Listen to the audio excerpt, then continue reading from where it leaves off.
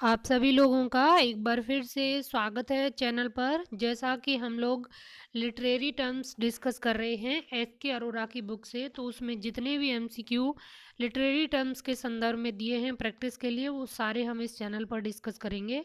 तो इससे पहले 2 वीडियो अपलोड हो चुके हैं, आप प्लेलिस्ट में जाके देख सकते हैं। और इस चैनल पर ग्रामर और वोकैब के लिए भी प्रैक्टिस सेट है चल रहा है, तो आप हमारा टेलीग्राम चैनल ज्वाइन कर लें, जहाँ पे उसकी पीडीएफ आपको मिल जाती है। तो उसका लिंक आपको नीचे डिस्क्रिप्शन बॉक्स में मिल जाएगा। तो चलिए शुरू करते हैं। आज का पहला प्रश्न है, he belongs to the Bloomsbury group, his reputation rest on eminent Victorians which as critic and writer he has presented a number of short portraits with telling irony and irreverent and malicious insight and keen eye for human failings. He established the style of modern biography and debunks the Victorian. He includes three men and women: Cardinal Manning, Florence Nightingale, and Thomas Arnold, and General Gordon. He actually praised Nightingale. This biography also shows the intrigue of Cardinal Manning against Cardinal Newman, who is the author of Eminent Victorian. तो यहाँ पे जो right answer हो जाएगा option A, Lytton stretchy. ये Latin stretchy थे जिन्होंने Victoria की जो बायोग्राफी है वो लिखी, और इस संदर्भ में जो पूछा गया है उसका राइट आंसर है option A, Lytton Strachey. Which match या matches of the biographers with the authors is correct. तो एक तरफ बायोग्राफी और एक तरफ जो लेखक हैं उनके नाम दिए हैं, तो यहाँ पे ये सभी करेक्ट हैं, ऑप्शन डी करेक्ट आंसर हो जाएगा।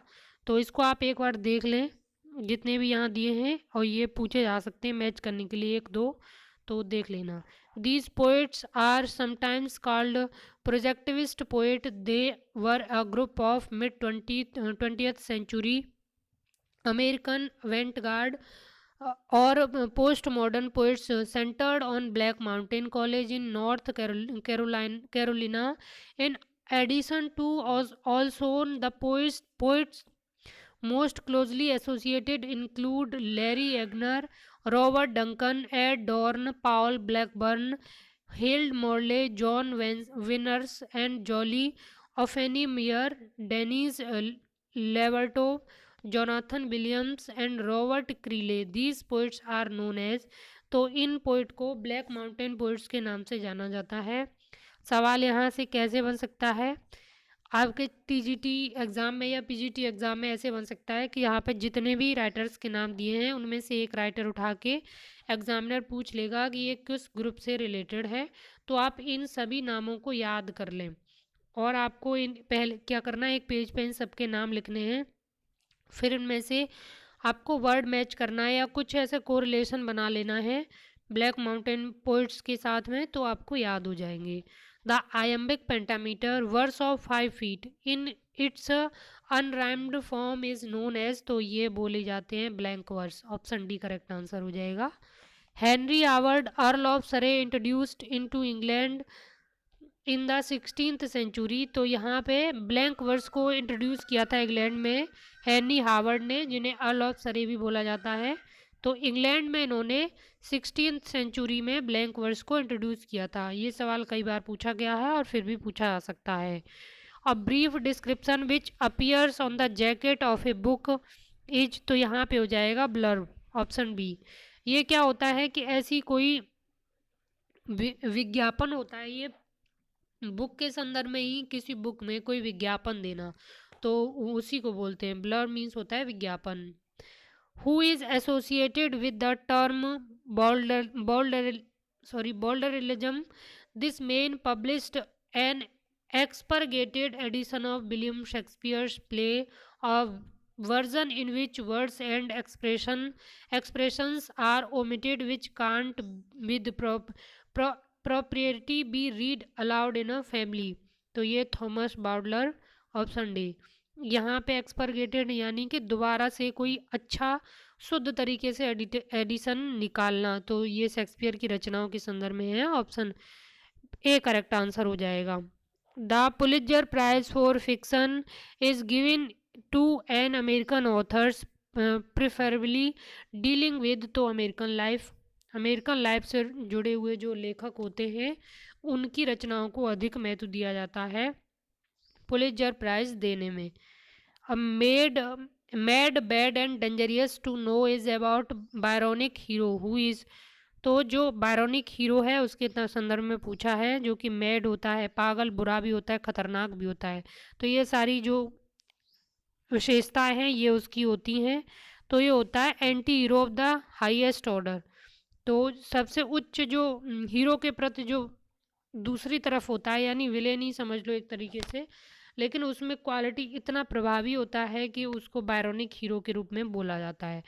Saturn in Milton's Paradise Lost and Heathcliff in Emily Bronte's Wuthering Heights are the example of, तो ये सभी बायरोनिक हीरो के एग्जाम्पल हैं। ऑप्शन ए करेक्ट आंसर हो जाएगा। जैसे कि सैटर्न था पैराडाइज लॉस्ट में, और हैचक्लिफ कहाँ पे था, वुदरिंग हाइट्स में, जो कि एमिली ब्रोन्ट्स की थी।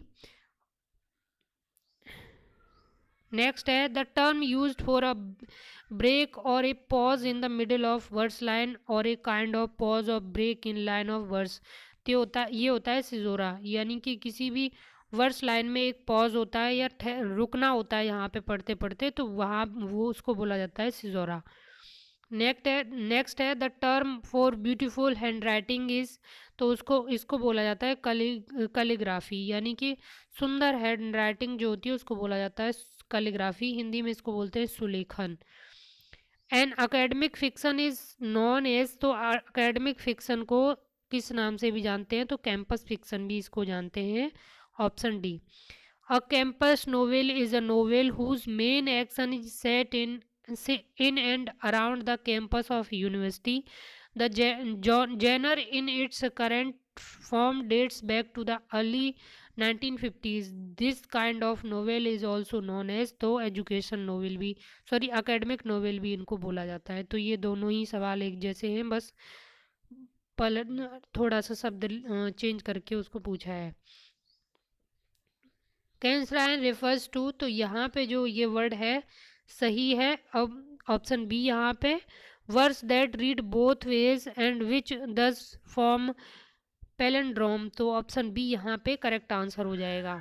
नेक्स्ट क्वेश्चन है a representation of a person that exaggerated for comic effect is, तो ये होती है कैरिकेचर। कैरिकेचर क्या होता है, एक कार्टून टाइप का जो कि एग्जेजरेट करता है कॉमिक इफेक्ट को, यानी जो हास्यास्पद इफेक्ट है, यानी कॉमिक जो इफेक्ट है उसको थोड़ा बढ़ा देता है, तो उसको बोलते हैं कैरिकेचर। और इसका जो हिंदी अर्थ आप लगा सकते हैं कार्टून टाइप का होता है। Carpe diem is a Latin phrase, it means seize the day. This phrase is taken from one of the odes. The expert excerpt from this ode runs this dumb liquimer fugret invida and etias carp diem quam minimum credula postero. This phrase is from the ode, तो यहाँ पे हो जाएगा Horace, option D. और इस शब्द के बारे में शायद टीजीटी 2021 में पूछा गया है। ये शब्द का अर्थ आपको पता होना चाहिए, बाकी इतना ज़्यादा डीप शायद इसको नहीं पूछेगा। What is the main function of tragedy, तो ये क्या होता है, कैथरेसिस, ऑप्शन बी यहाँ पे करेक्ट आंसर हो जाएगा। यानी ऐसी फीलिंग जो देखने वाले हैं, दर्शक हैं, उनके मन में ऐसी फीलिंग को जगा देना ताकि उनमें थोड़ा एक जो इमोशन है वो काफ़ी दुख वाले वो बढ़ जाएं, तो उसको बोलते हैं catharsis. Option B correct answer हो जाएगा यहाँ पर। Catharsis is derive from the Greek word, which word is it, तो ये था ऑप्शन बी कैथरेन, तो ग्रीक वर्ड से ये लिया गया है कैथरेसिस। और यहाँ पे ध्यान रखना ये पूछा जा सकता है किस वर्ड से लिया गया है, तो ग्रीक वर्ड से लिया गया है इसको। A character who changes in some important way during the course of story, तो ये होता है वैसे ऑप्शन बी करेक्ट आंसर हो जाएगा यहाँ पे डायनेमिक करेक्टर। डायनेमिक करेक्टर, अन्य ऑप्शन थी, हाँ डायनेमिक करेक्टर यहाँ पे हो जाएगा। तो 60 क्वेश्चन तक आज हमने डिस्कस कर लिए और 20 क्वेश्चन हमने टोटल डिस्कस किया आज। बाकी के कल मिल जाएंगे आपको, तो इस चैनल से आप जुड़े रहें। चैनल पर आप नए हैं तो चैनल सब्सक्राइब ज़रूर कर लें और वीडियो को शेयर ज़रूर करें और लाइक भी करें अगर आपको अच्छा लगे। और आपको जो भी सुझाव देना है अच्छा बुरा आप कमेंट में ज़रूर बताएं, उसको हम नेक्स्ट वीडियो में सुधार करने की पूरी कोशिश करेंगे। तो धन्यवाद, नेक्स्ट वीडियो में मिलते हैं।